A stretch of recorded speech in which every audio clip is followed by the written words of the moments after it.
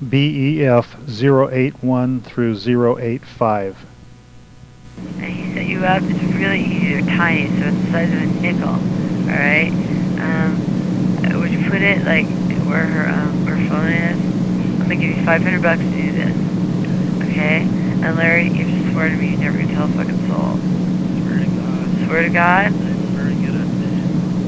Do you understand my motivation?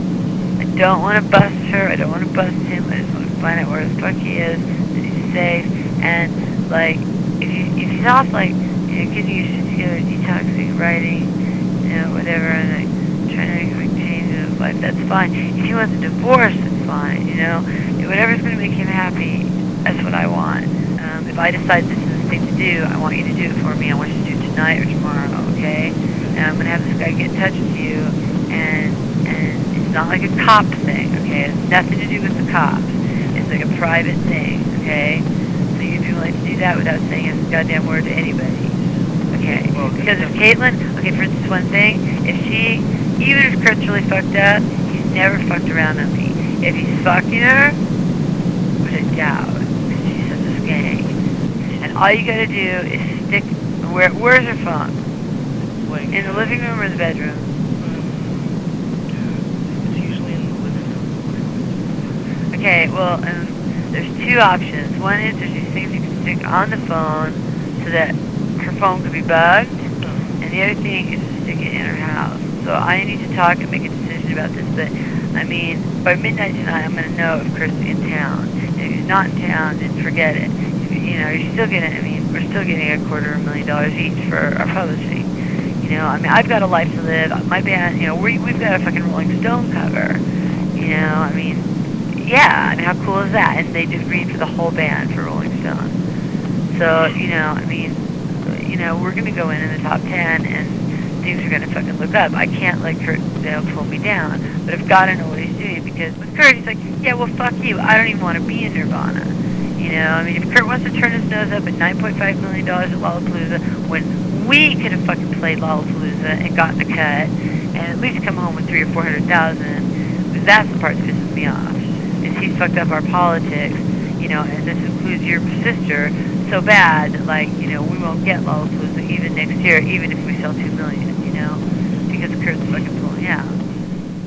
Right? Okay, so if this happens tonight, it's gonna be late, but you call her and you say you want $1,000 or whatever she's got left, and tell her if she calls for you tonight that you'll give her an extra, if it's too late for it, you'll give her an extra $60-$70 or something, and I'll either wire it to her or someone will give it to you cash.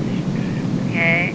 And Larry, I have your word of honor on your mom Terry's grave.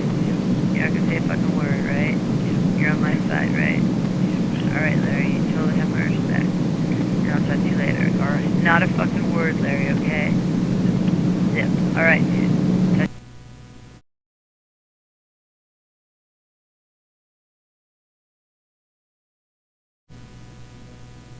BEF 180 and 196. I don't know where the hell he is. He can't be in Seattle. He has 2 plane tickets. I just am curious if he bought a plane ticket for somebody else. And then I was figuring prices.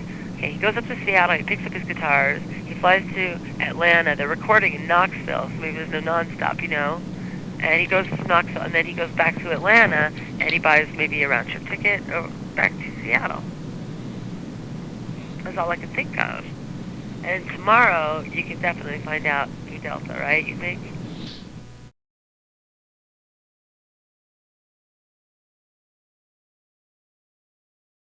AFT 701. And then they asked me to send them a fax of the note that Callie had given me, the sample in here, which I did. And they came back about a half an hour later and said they have very strong opinions that this was not written by the same person. Well, we have submitted the writings we have to our crime lab. Mm-hmm. And I don't care if Callie writes a note or Courtney writes a note. That has nothing to. It has nothing to do with our investigation. If Kurt Cobain wrote the suicide note, and the suicide note in Rome. That's all I care about, basically. You're not interested in the fact that a note shows up at the house, supposedly written by Callie. Turns out it wasn't written by Callie, and there's a possibility it was written by Courtney, and Courtney was in Los Angeles at the time. How can you say when the note was written? I was at the house the night before, and the note wasn't there, and it was there the next night. If you're not interested, I don't care, but I'm just giving you the information I have. Right, and I understand that. But I think that your investigation is into things that our investigation doesn't apply to. Where, I mean, maybe, you're concerned with what he was doing, where he was, and all that. And the only thing, I'll tell you, Tom, truthfully, normally our homicide unit does not even respond to suicides. If the patrol officer thinks it's a suicide and feels good about it, then he notifies the medical examiner's office, or ME goes out there, they look at the body. If they're comfortable with it's a suicide, we don't even respond. Now we're involved in this thing because it is Kurt Cobain.